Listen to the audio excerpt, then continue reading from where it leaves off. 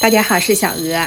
红豆营养价值非常丰富，经常吃可以益气补血、美容养颜。今天就用红豆分享超好吃又特简单的新做法。首先准备200克红豆，提前浸泡1夜。这是浸泡了1夜的红豆，把它捞出，控干水分。锅中再加入1000毫升清水，倒入提前泡好的红豆，盖上盖子，大火把水分烧开，然后再转小火煮上15分钟左右，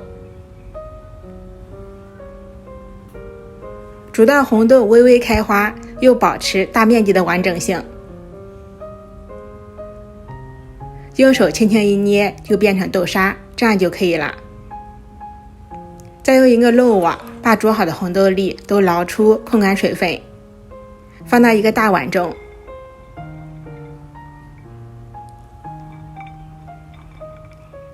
再根据个人的口味加入适量的白糖，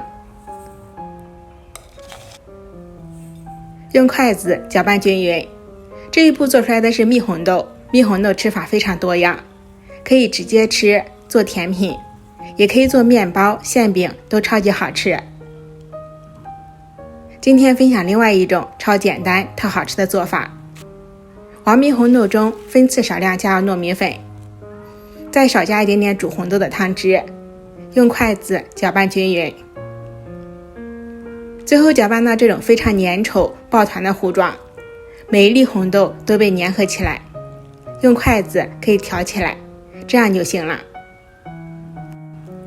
再准备一个模具，中间铺上一层油脂防粘，倒入提前搅拌好的红豆糊，用勺子把表面压结实，磨平整。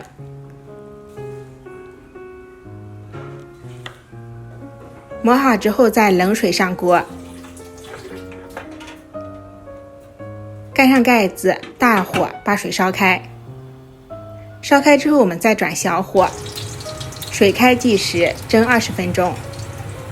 蒸好之后直接取出，自然冷却。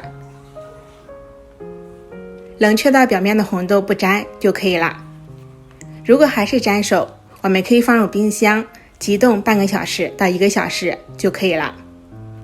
最后把油脂撕开，再切成小块，简单营养又超好吃的红豆糕就做好了。